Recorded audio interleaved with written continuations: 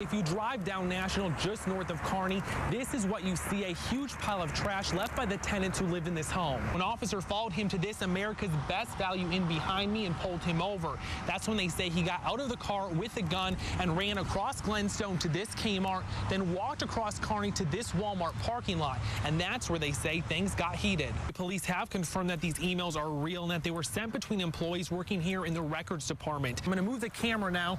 Look over here in this tree, that metal, that's what's left of that new shed. There's actually a road beneath my feet, but now most of it is covered in more than a foot of water. She says she was trying to open her car door when a man came up behind her and said, "Hand over your keys and your wallet." People who go to the church say Marler was leaving through these doors when he turned around angry and said, "I should spray you all with bullets." If someone wants your keys or wallet, you shouldn't just hand it to them. Instead, you should throw them as far as you can.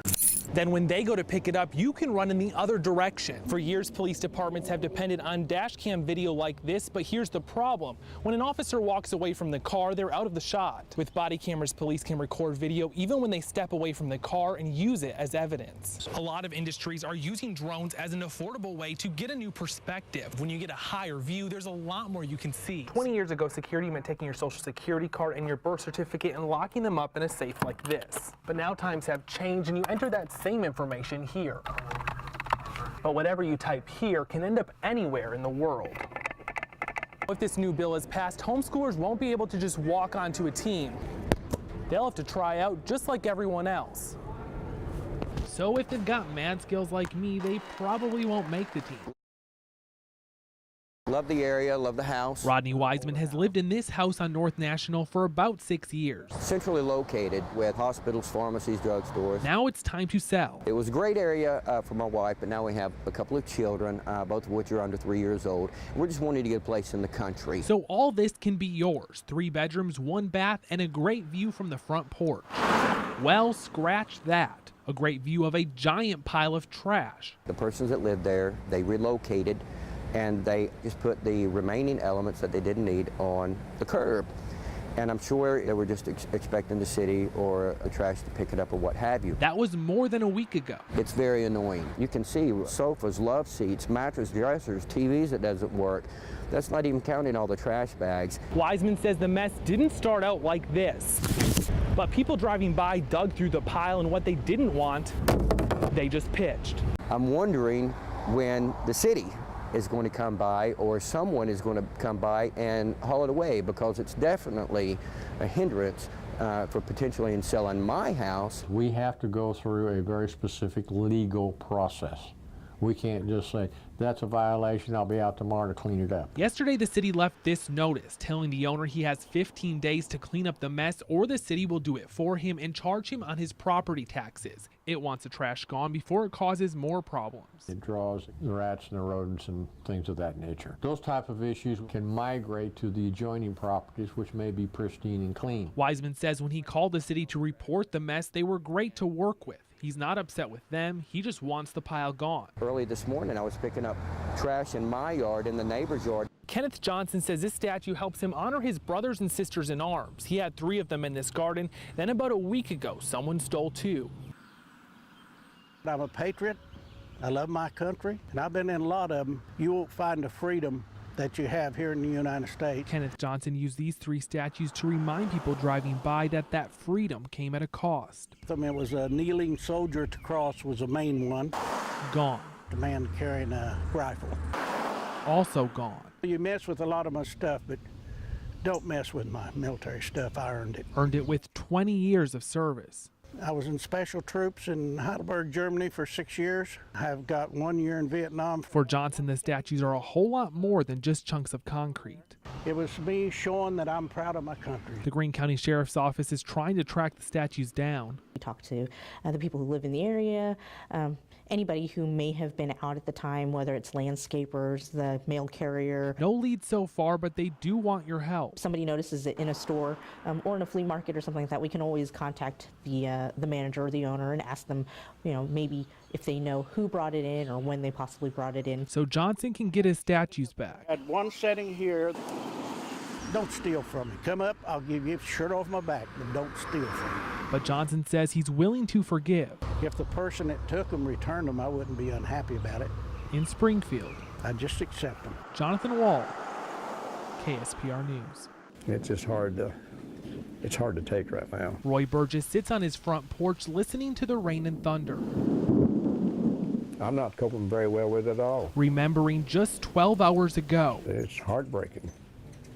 It's just like losing one of your own. He says last night the Openshaw family was at his house visiting the horses in his field. They were just little typical kids, love horses, love the farm. Their grandparents lives over here behind me, Doc and Linda Openshaw. That's why the family was in town. Burgess says Mark often brought them in from Utah to visit his parents. Last night they talked about the trip back home. He said, I'm gonna leave about 7. Burgess was in his yard when it happened. I heard him rev up and take off, and I don't know how high he got.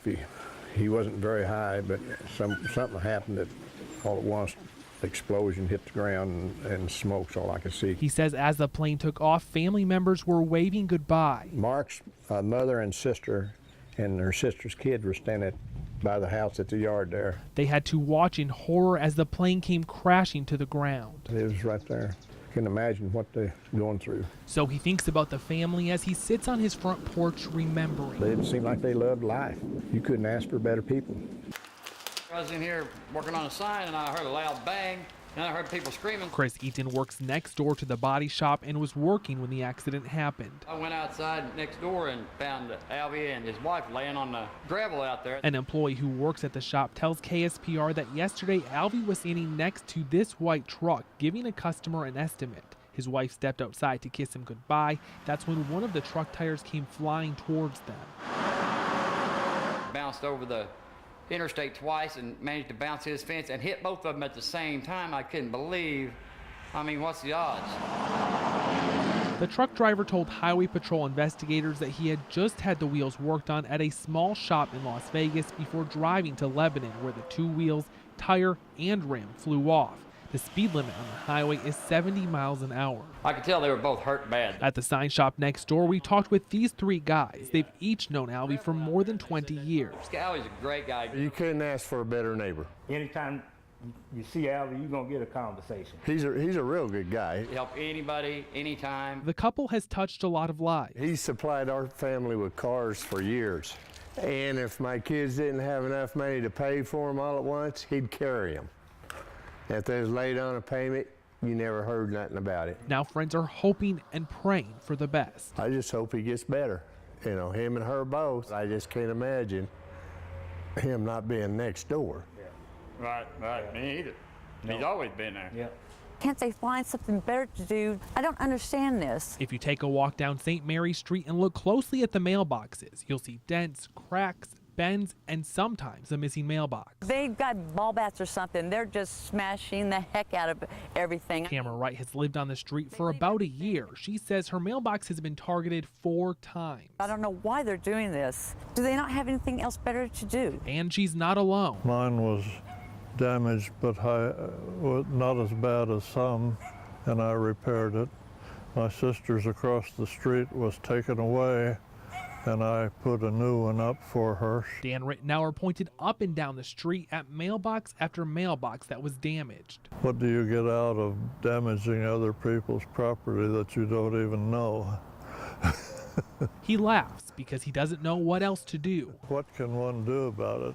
You can't stay up all night and try to identify who's doing it. Well, you can try. Tamara Wright did. At least till 2 o'clock on the weekends every now and then. And I've never heard anything. A street full of people that just don't know what else to do. Just keep on keeping on and try not to get too frustrated. She's very bubbly. She's friends with everybody. These halls are her turf. She's funny. She's crazy. She's awesome. She's one of my best friends. She might just be the most popular girl in school. She definitely brightens everyone's day. She'll come up and hug you, whether she knows you or not. And why wouldn't she? She's fun to be around. Sprinkler. It's her favorite dance move. Yeah.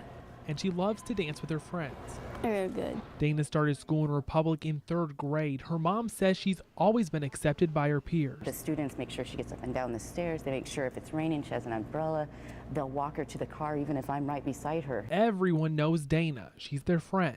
She's been told she has Downs. She knows it as an educational word and not a mean word because kids don't use that word to her. She's part of the group. She doesn't know she's any different than any other kid that walks up and down these halls. On Saturday, Dana's friends wanted to make sure she left high school with a bang. I crossed my fingers, and I'm doing this, and I won. I won Pop Queen.